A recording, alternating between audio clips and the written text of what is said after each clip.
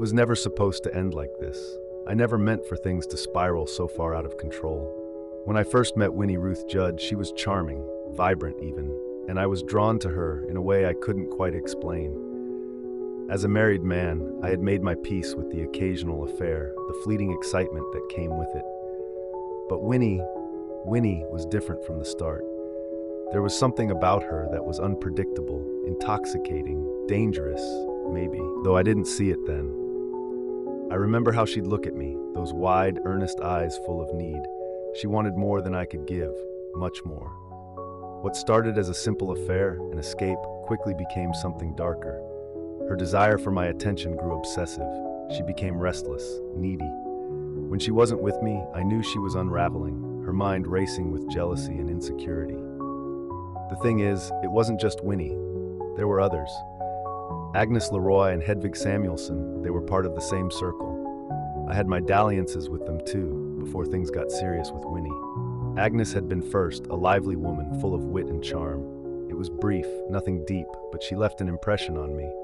Then came Hedvig, sweet, reserved Hedvig. She was different from Agnes, quieter, more thoughtful, but equally enticing. The affairs with both of them were short-lived, fleeting, but they left their mark. When Winnie came into the picture, things got complicated. She knew about Agnes and Hedvig. How could she not? They were her closest friends. The three of them spent so much time together, and I could sense a simmering tension beneath the surface. At first, I didn't pay much attention to it. They were women with their own lives, their own bonds. But as my relationship with Winnie deepened, I could see her jealousy starting to flare. She was possessive, not just of me, but of their friendship too. She felt threatened by Agnes and Hedvig, as if my past with them was something she couldn't escape, even though I had moved on. But had I really?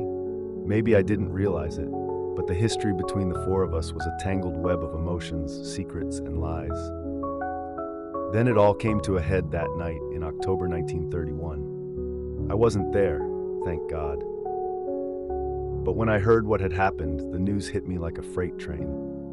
Agnes and Hedvig were dead, killed, brutally murdered, their bodies stuffed into steamer trunks like they were nothing. The details of the crime were beyond horrific. Winnie had dismembered Hedvig, cutting her body into pieces to make it fit in the trunk.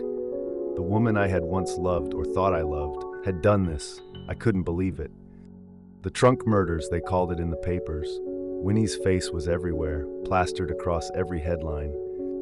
She'd been arrested in Los Angeles, caught trying to flee with the trunks, and as the story unfolded, the whole world watched in shock. But I couldn't shake the feeling that I was responsible somehow. I knew why she did it. It was jealousy, wasn't it? She knew about my affairs with Agnes and Hedvig. She had grown paranoid, thinking they were against her, that they were trying to come between us. Maybe, in a way, they were. Maybe I had set all of this in motion with my selfishness, my inability to control my own desires. I had created this tangled mess of emotions, and Winnie, already unstable, had snapped. The police whispered about an affair, about my connection to the women, but nothing ever made it to court. They didn't have enough proof to drag me into it, but I knew the truth, and so did Winnie. I lived in constant fear that my name would be exposed, that my marriage, my career, my reputation would be destroyed. Every day was like walking a tightrope, waiting for everything to come crashing down. Winnie's trial was a spectacle. She was convicted of murder, but instead of the death penalty, they declared her insane and sent her to an institution. I thought that was it, that she was gone from my life for good. But even then, she found ways to haunt me. She escaped twice.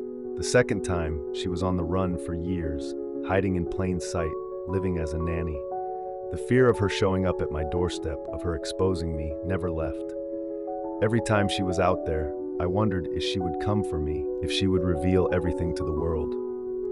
She knew my secrets, our secrets, and the thought of her returning to tear my life apart terrified me. Eventually, they caught her again, but even locked away, Winnie's shadow loomed over me.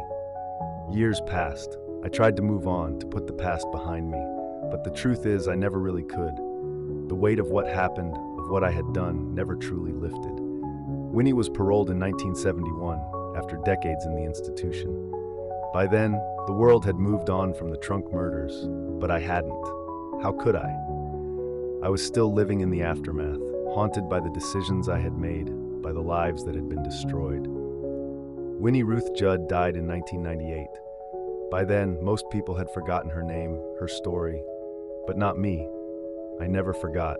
I couldn't, because to me, she wasn't just the infamous trunk murderess. Even now, after all these years, I can't escape it. The guilt, the fear, the knowledge that, in some twisted way, I had played a part in all of this.